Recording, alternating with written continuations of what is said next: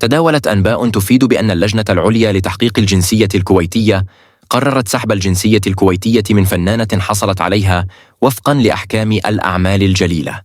وكانت اللجنة العليا لتحقيق الجنسية في الكويت قد أعلنت الخميس الماضي قرارها بسحب جنسيات من 1535 حالة.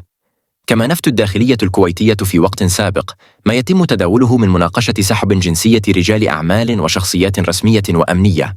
وأكدت الوزارة أنه لم يتم عرض أي من هذه الملفات في اللجنة العليا لتحقيق الجنسية الكويتية للنقاش، داعياً الجميع إلى تحري الدقة واستقاء المعلومات من مصادرها الرسمية.